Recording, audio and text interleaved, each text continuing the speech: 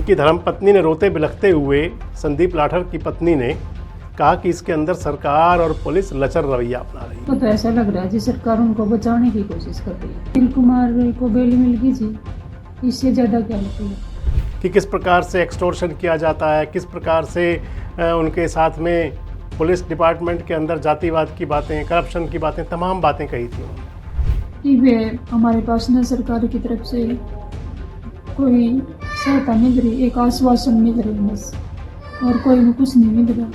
5-5 ननद।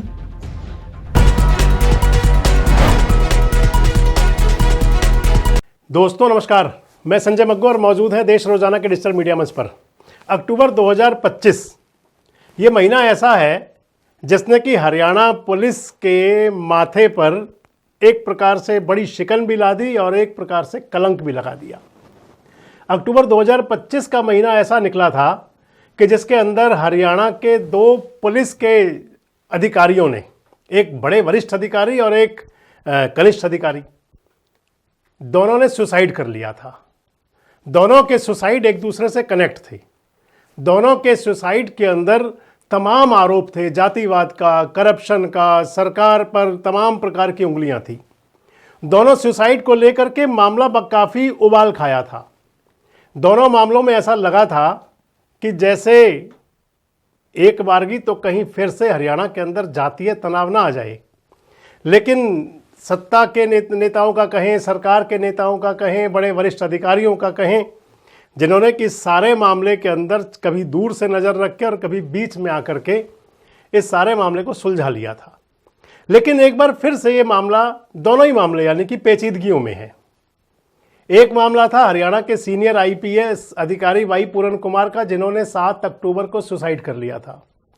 और उनके सुसाइड के पीछे था उनके गनमैन की गिरफ्तारी। मुख्य जो कारण था उनके पीएसओ की गिरफ्तारी। उनका पीएसओ सुशील कुमार 6 अक्टूबर को गिरफ्तार हुआ था। सुशील कुमार एक्सटॉर्शन और करप्शन की धाराओं में। और वाई पूरन कुमार साहब को लगा था कि जैसे उनके खिलाफ कोई प्लानिंग है, कोई साजिश है, उनको फंसाया जा सकता है, और इसी डर के चलते उन्होंने खुदकुशी कर ली थी, आत्महत्या कर ली थी। मुख्य कारण था ये। हालांकि बातें कई निकली उसके अंदर। 15 आईपीएस आईएएस अधिकारियों के खिलाफ एफआईआर भी दर्ज है।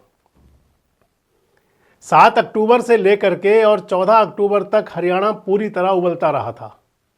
और फिर 14 अक्टूबर को इसी मामले से जुड़े हुए एएसआई संदीप लाठर ने सुसाइड कर लिया था।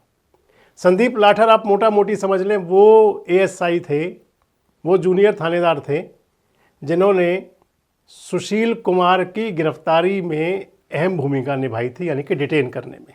जब संदीप लाठर ने सुसाइड किया था तो संदीप लाठर ने अपने सुसाइड के अंदर 4-5 पन्ने का पेज और उसके अंदर वीडियो लाइव आकर के सब कुछ कहा था कि किस प्रकार से एक्सटॉर्शन किया जाता है, किस प्रकार से उनके साथ में पुलिस डिपार्टमेंट के अंदर जातिवाद की बातें, करप्शन की बातें, तमाम बातें कही थी उन्होंने। संदीप लाठर के सुसाइड के बाद में एकदम से वाई पूरन कुमार का पोस्टमार्टम भी हुआ, अंतिम संस्कार भी हुआ। और इधर संदीप लाठर को तमाम सरकार की तरफ से सहूलियात देने की बात हुई, और बाद में संदीप लाठर का भी अगले दिन पोस्टमार्टम हुआ और अगले दिन ही उनका अंतिम संस्कार हो गया। अब इस मामले में उबाल है। आज चंडीगढ़ के अंदर एसआईटी जांच कर रही है वाई पूरन कुमार के सुसाइड की, जिसके अंदर एडीजीपी रैंक से लेकर के और इंस्पेक्टर रैंक के अधिकारी हैं। हरियाणा के चीफ सेक्रेटरी अनुराग रस्तोगी को तलब किया था, उनसे पूछताछ हुई है, उनके बयान दर्ज किए गए हैं। पहले भी 2 बार हो चुकी, ऑनलाइन भी हो चुकी, और इसके अलावा हरियाणा सेक्रेटरीट में जाकर के भी हो चुकी। कई और अधिकारियों से भी चंडीगढ़ की एसआईटी पूछताछ कर चुकी है, क्योंकि इस मामले को लेकर के एक पिटीशन दाखिल हुई थी हरियाणा और पंजाब उच्च न्यायालय में। मांग की गई थी कि इसकी जांच सीबीआई से करवाई जाए, लेकिन अदालत ने कहा था कि पहले ये तो देखा जाए कि इसके अंदर 306 का मामला बनता भी है या नहीं। और दूसरी बात थी इसके अंदर कि एसआईटी जांच कर रही है, बड़े सीनियर ऑफिसर्स हैं, इसलिए कोई ज़रूरत नहीं है।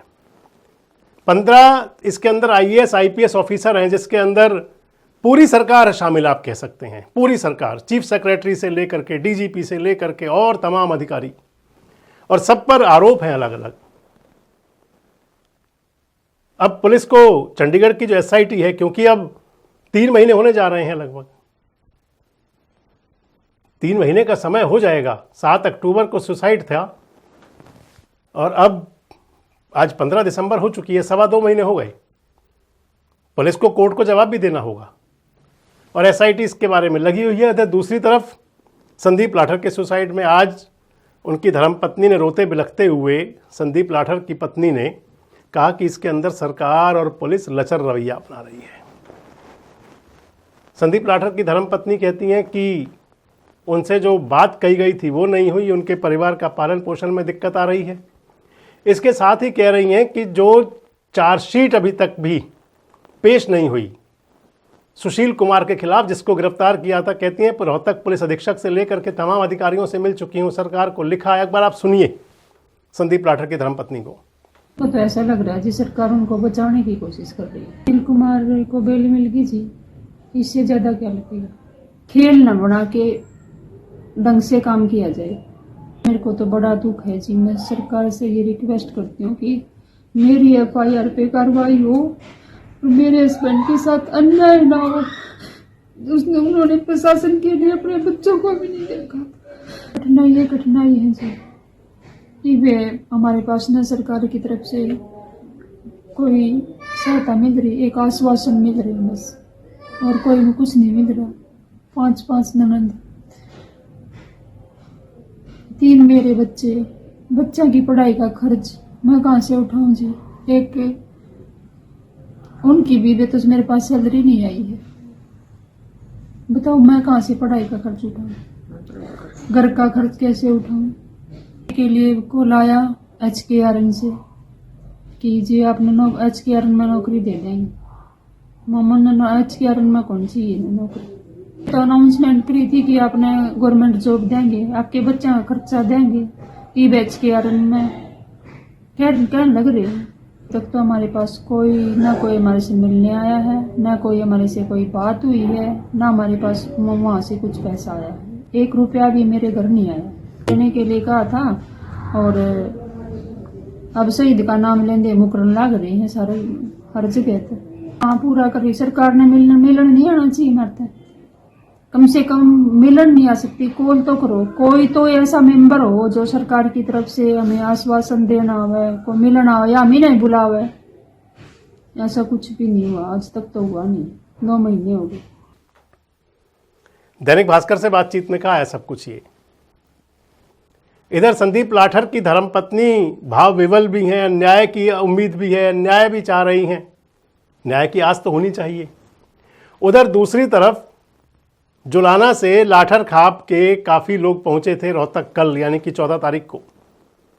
संजय देशवाल ममेरे भाई हैं संदीप लाठर के, और उनके साथ बातचीत की गई और अब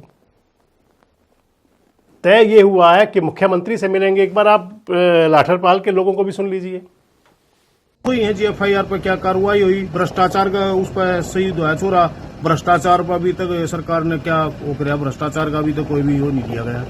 तो यह जी सिर्फ आश्वासन दिए गए। सिंह साहब से भी मिले थे, संजय जी मिले थे, परिवार मिला था, परिवार बुलाया था, गया था वहाँ परिवार, लेकिन आश्वासन ही दिया गया था।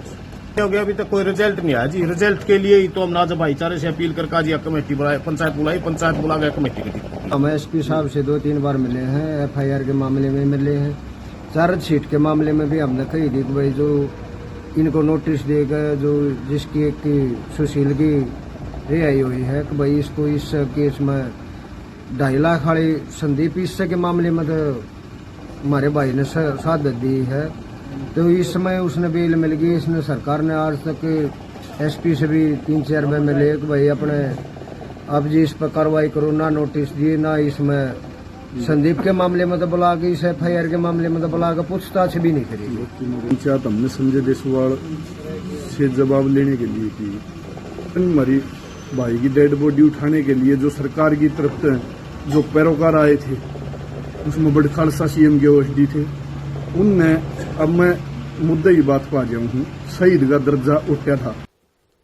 तो जो तमाम दोनों मामलों को लेकर के, इधर संदीप लाठर के मामले को लेकर के भी परिवार में, पंचायत में, पाल में, और इसके साथ साथ जब बढ़ेगी बात तो आगे तक जाएगी। एक कहीं ना कहीं शिकवा शिकायत भी है सरकार और पुलिस से।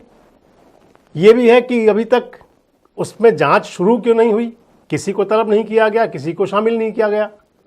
सुशील कुमार के खिलाफ जो चार्जशीट पेश नहीं हुई थी, इसको लेकर भी शिकवा है, इसकी वजह से जमानत मिल गई सुशील कुमार को।